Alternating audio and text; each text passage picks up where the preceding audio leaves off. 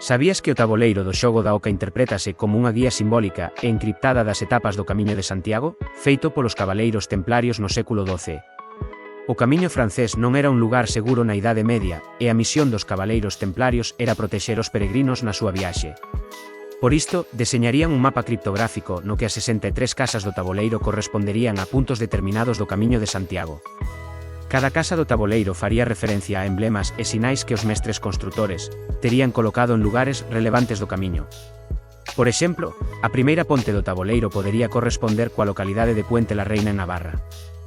A Orde dos Cabaleiros Templarios xogaba a un pasatempo moi similar á Oca, o Nautilus. As regras da orde prohibían os xogos de dados ou o xadrez, pero o taboleiro deste contiña unhas imaxes que o decoraban. Cada gravado das 63 casas era un mapa criptográfico do Camiño de Santiago.